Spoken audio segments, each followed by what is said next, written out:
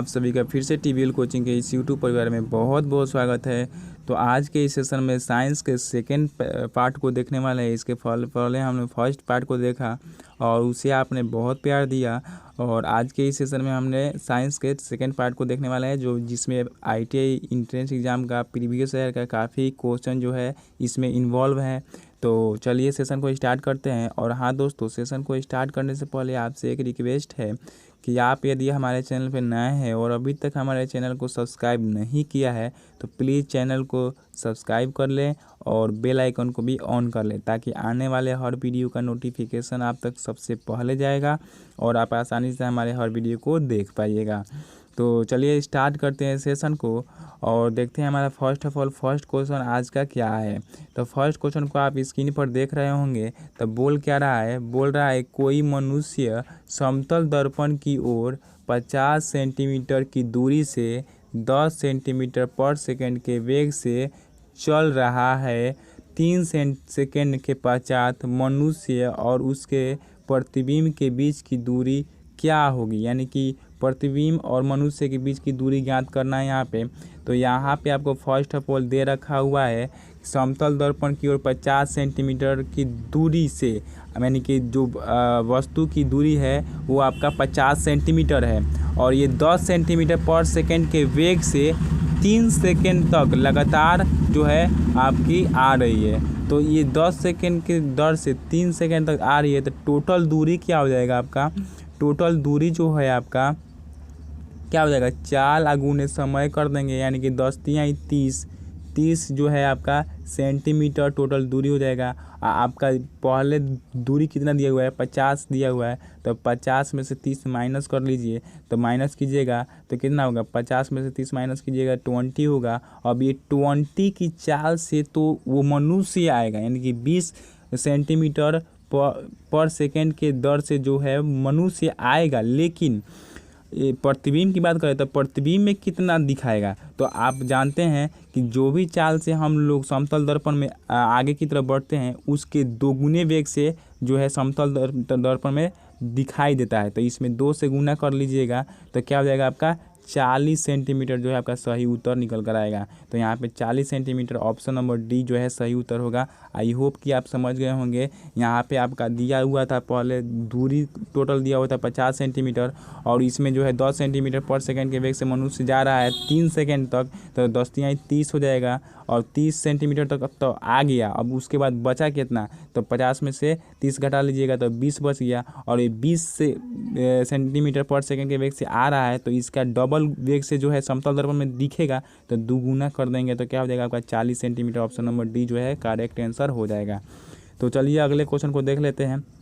अगला क्वेश्चन आपका बोल रहा है कि यदि समतल दर्पण को 10 डिग्री घुमा दिया जाए तो परावर्तित किरण घूमेगी, यानी कि 10 डिग्री घुमाया जाएगा समतल दर्पण को, तो परावर्तित किरण जो किरण है वो कितना घूमेगी। तो हमेशा आपको याद रखना है कि समतल दर्पण में जो भी होता है वो 2 गुना होता है।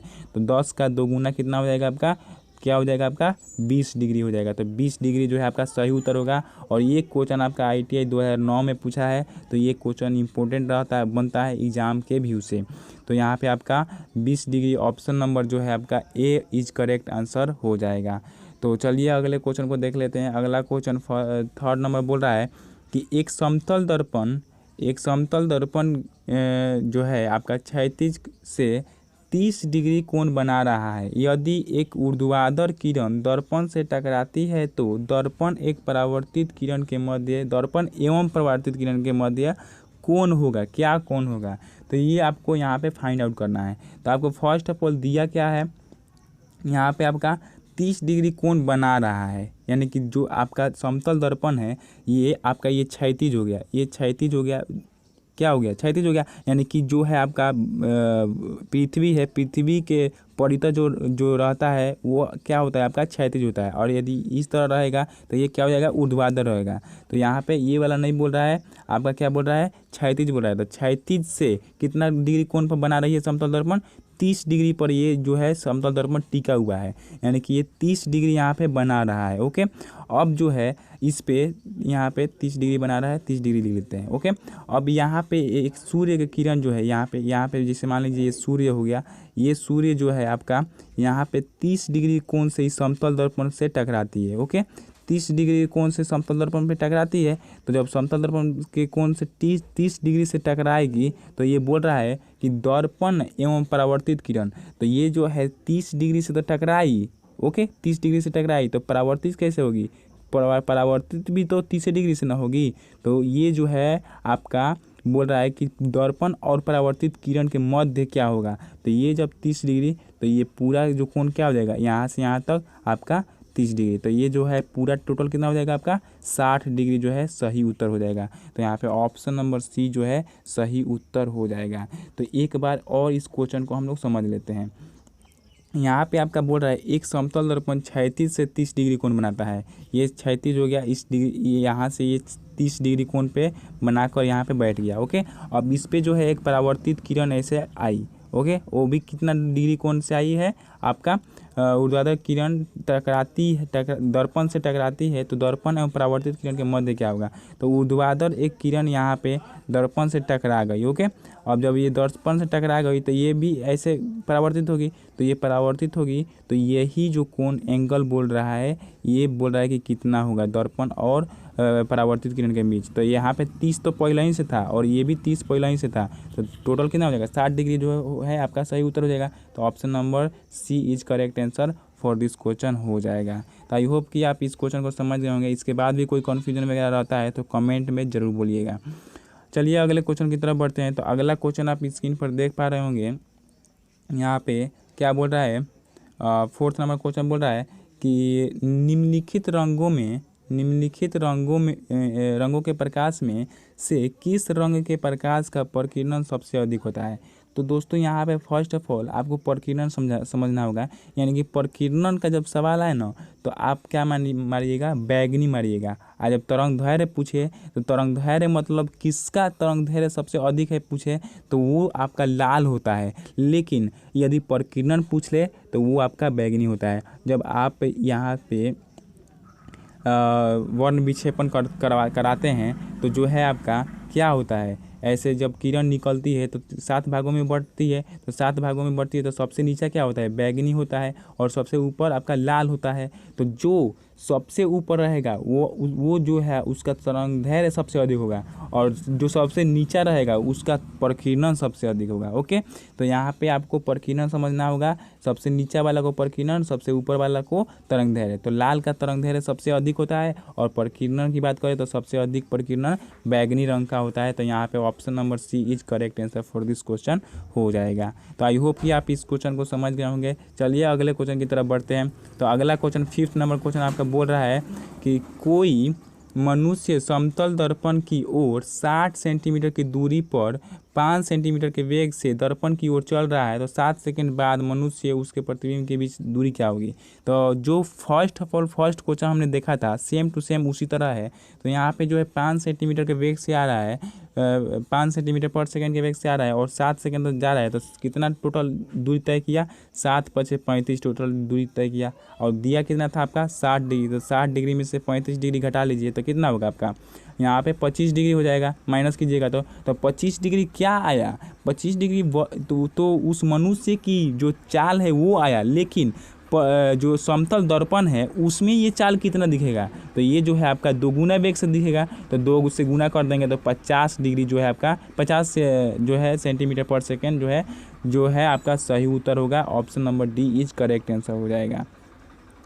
तो इस क्वेश्चन को एक बार और समझ लेते हैं। अब देखिए इस क्वेश्चन को करने के लिए सिर्फ आप इसमें और इसमें गुना कर दीजिए, तो 7 × 5 = 35 माइनस कर लीजिए इसमें से, तो कितना होगा आपका 25 हो जाएगा। और 25 जब आ गया तो 25 2 गुना वेग से उसमें प्रतीत होगा, तो 2 से गुना कर दीजिए, तो यहाँ पे क्या हो जाएगा 50 सेंटीमीटर जो है आपका सही उत्तर हो जाएगा। यानी कि 2 गुना दूरी आपको दिखेगा समतल दर्पण में, लेकिन होगा नहीं।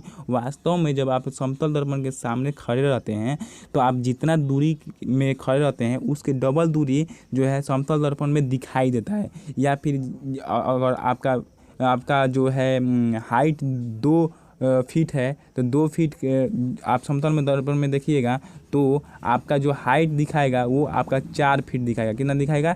4 फीट दिखाएगा। तो यहाँ पे आपको समझना होगा कि समतल दर्पण में जो है सब कुछ जो है दोगुना ही होता है। ओके, चलिए अगले क्वेश्चन की तरफ बढ़ लेते हैं। अगला क्वेश्चन आपका 6 नंबर क्वेश्चन बोल रहा है कि समतल दर्पण से किसी वस्तु का प्रतिबिंब बनता है। तो समतल दर्पण से किसी भी वस्तु का प्रतिबिंब, जैसे आप मान लीजिए ये समतल दर्पण हो गया, इस पे ये आपका जो है आपका पोलर हो गया, यहाँ से आप गुजरिएगा सब रेखा, तो ऐसे ऐसे गुजर कर नीचा यानी बनेगी। तो नीचा जो बनेगी वो काल्पनिक होगी, तो ये आपका आभासी हो जाएगा। आभासी ऑप्शन नंबर ए जो है आपका सही उत्तर होगा। तो ये आभासी बनती है लेकिन वस्तु के बराबर बनती है और इसका आवर्धन भी क्या होता है? एक ही होता है। यानी कि आवर्धन यानी कि वस्तु की ऊंचाई और प्रतिबिंब की ऊंचाई दोनों की ऊंचाई क्या होती है? सेम होती है, बराबर होती है। ओके, और ये क्वेश्चन जो है आपका ITI 2005 में पूछा है, तो ये क्वेश्चन भी काफ़ी इंपॉर्टेंट हो जाता है एग्जाम के व्यू से। चलिए अगले क्वेश्चन को देख लेते हैं। अगला क्वेश्चन आपका 7 नंबर क्वेश्चन बोल रहा है, सूर्य का प्रकाश कमरे में नहीं पहुंचता है फिर भी अंधेरा नहीं रहता है। तो आपका इसका कारण क्या है? यानी कि सूर्य का प्रकाश जो है कमरे में नहीं पहुंचता फिर भी कमरे में अंधेरा नहीं रहता है। तो ये कारण किसके कारण होता है? तो इसमें दिया हुआ है ऑप्शन नंबर ए, प्रकीर्णन के कारण, अपवर्तन के कारण, ध्रुवण के कारण। तो ये तीनों में से कोई भी आंसर सही नहीं है। जो है आपका जैसे सूर्य का प्रकाश कमरा में नहीं रहता है फिर भी आपका अंधेरा नहीं रहता है। क्यों नहीं रहता है? क्योंकि परावर्तन की क्रिया होती है। यानी कि जो प्रकाश की किरण आती है वो आपके डोर यानी कि दरवाजे पर लगेगी, फिर खिड़की पे लगेगी, यानी कि खिड़की पर लग के, दरवाजे पर लग के परावर्तित होकर क्या होगी? आपका अंधेरा नहीं रहता है। तो यानी परावर्तन यहाँ पे यदि ऑप्शन में दिया रहता तो ऑप्शन परावर्तन सही होता, लेकिन इसमें कोई भी परावर्तन नहीं दिया हुआ है, इसलिए ऑप्शन नंबर डी यानी कि इनमें से कोई नहीं हो जाएगा सही उत्तर। और ये क्वेश्चन आपका 2006 में पूछा गया है एग्जाम में, तो इसलिए ये काफ़ी इम्पोर्टेंट रहता है। तो इसको आपको याद रखना है कि अंधेरा रहता है, अंधेरा नहीं रहता है क्योंकि परावर्तन की क्रिया होती है। तो अगला क्वेश्चन की बात करें तो अगला 8 नंबर क्वेश्चन आपका बोल रहा है कि एक मनुष्य की लंबाई 1.4 मीटर है, उसको अपना पूरा प्रतिबिंब देखने के लिए दर्पण की कम से कम कितनी लंबाई लेनी होगी। तो हमने क्या बताया कि समतल दर्पण कभी भी ऊंचाई जो होती है, लंबाई भी होती है, उसका आधा को प्रकट करके दिखा दी। यानी कि इसका आधा भी रहेगा तो भी दर्पण इसके आधा भी रहेगा तो अभी ये पूरा दिख जाएगा। तो दर्पण की लंबाई क्या होनी चाहिए? इसमें 2 से भाग कर देंगे तो 0.7 जो है आपका सही उत्तर हो जाएगा। यानी कि 1.4 में जब आप 2 से भाग कीजिएगा तो 0.7 जो है आपका सही उत्तर निकल कर आएगा। Option number C is correct answer हो जाएगा। तो आई होप आप इस क्वेश्चन को समझ गए होंगे। चलिए अगले क्वेश्चन को देख लेते हैं।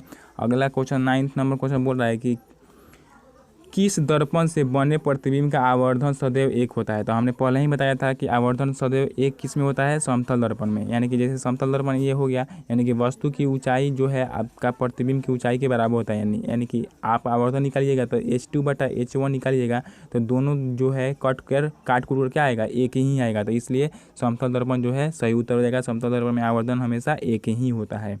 तो ये भी एग्ज़ाम में 2006 में पूछा गया है, तो एग्ज़ाम के व्यू से ये भी क्वेश्चन जो है काफ़ी इंपॉर्टेंट है। अगले क्वेश्चन की बात करते हैं। तो अगला क्वेश्चन हमका बोल रहा है कि किसी वस्तु के प्रदीप्त होने का पता लगाया जा सकता है। तो फर्स्ट ऑफ ऑल यहाँ पे हम लोगों को प्रदीप्त समझना होगा, और ये जो है आपका ITI 2007 में पूछा गया है। तो प्रदीप्त पदार्थ वो होते हैं जो अपने आप उसमें रोशनी पैदा हो रहती है, वो अपने आप जो है रोशनी पैदा करते हैं। तो प्रदीप्त पदार्थ की पहचान कैसे होगी? जब अंधेरे में उस पदार्थ को ले जाइएगा तो अपने आप जब जो है वो अपना प्रकाश पैदा उत्पन्न करेगी तो आपको मालूम चल जाएगा कि वो क्या है? प्रदीप्त पदार्थ है। तो यहाँ पे ऑप्शन नंबर सी जो है, वस्तु को अंधकार में रख कर पता लगाया जा सकता है कि वो प्रदीप्त है या अप्रदीप्त। अप्रदीप्त रहेगा तो वो लाइट वगैरह नहीं करेगा, यानी प्रकाश नहीं देगा, और प्रदीप्त रहेगा तो वो प्रकाश देगा। तो यहाँ पे ऑप्शन नंबर सी जो है आपका सही उत्तर हो जाएगा। अंधेरे में ले जाकर हम लोग प्रदीप्त और अप्रदीप्त का पहचान कर सकते हैं।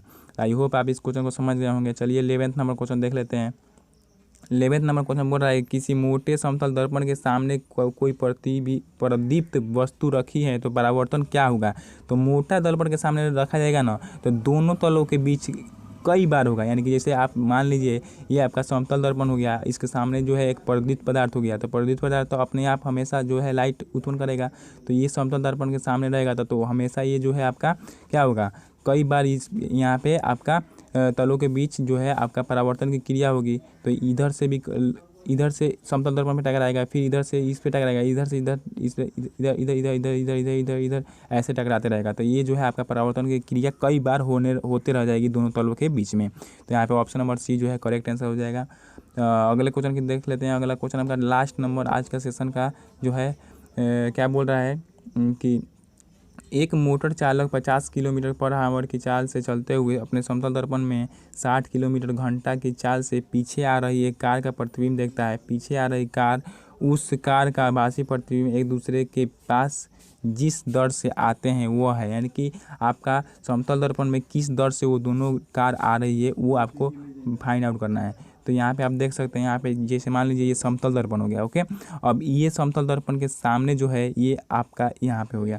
अब यहाँ पे एक वो कार ये वाला होगी, ये वो कार ई वाला हो गई, और ये वो कार इसके पीछे ही है ये वाली कार। अब इसका चाल जो है आपका 60 किलोमीटर है पर आवर, इसका जो है आपका 50 किलोमीटर पर आवर। तो दोनों का जो है आपका आप निकलेगा एक ही दिशा में है। तो जब एक ही दिशा में दो चाल रहती है तो क्या कर लेते हैं, माइनस कर लेते हैं। तो माइनस कर लेंगे तो कितना चाल हो जाएगा, 10 किलोमीटर पर आवर हो जाएगा। ओके, 10 किलोमीटर पर आवर के चाल से आता हुआ होगा। ओके, लेकिन दर्पण में किस चाल से प्रतीत होगा, तो हमने पहले ही बताया था कि दर्पण में किस चाल से प्रतीत होगा, इसके 2 गुने चाल से। तो इसलिए 10 गुने 2 = 20 किलोमीटर पर आवर जो है आपका सही उत्तर होगा। आई होप कि आप समझ गए होंगे। यहाँ पे आपको समझ में नहीं आया होगा कि 60 - 50 कैसे की। तो ये जो है आपका 60 किलोमीटर पर आवर की स्पीड से जा रही है और ये 50 किलोमीटर पर आवर की चाल से इसी दिशा में जा रही है। तो जब एक ही दिशा में दो गाड़ी अलग अलग चालों से जाती है तो उनका संयोगी चाल निकालने के लिए हम लोग क्या करते हैं, उनमें से माइनस कर लेते हैं। तो 60 में से 50 माइनस कर लेंगे तो क्या हो जाएगा, 10 किलोमीटर पर आवर, यानी कि दोनों का चाल कुल मिलाकर 10 किलोमीटर पर आवर संयोगी चाल निकलेगा। लेकिन दर्पण में कितना चाल प्रतीत होगा, तो इसके 2 गुना चाल प्रतीत होगा। तो 10 गुने 2 = कितना हो जाएगा आपका 20 किलोमीटर पर आवर जो है आपका सही उत्तर हो जाएगा। ऑप्शन की बात करें तो option number B is correct answer for this question हो जाएगा। तो आई होप कि आप इस क्वेश्चन को भी समझ गए होंगे और ये जो है आपका पार्ट बहुत इंपॉर्टेंट लगा होगा, अच्छा लगा होगा। और इसी तरह हम अगले वीडियो में अगले यानी कि 13 नंबर क्वेश्चन से सॉल्व करेंगे जो कि एग्जाम के लिए व्यू से काफ़ी इंपॉर्टेंट होगा। तो चलिए मिलते हैं अगले वीडियो में, तब तक के लिए स्वस्थ रहिए, मस्त रहिए और घर पर ही रहिए। और सेशन से कुछ लाभ मिला हो तो प्लीज़ अपने दोस्तों में भी शेयर जरूर कीजिए और सब्सक्राइब नहीं किए हैं तो पहले सब्सक्राइब कीजिए। ओके, तो चलिए मिलते हैं अगले वीडियो में, तब तक के लिए जय हिंद।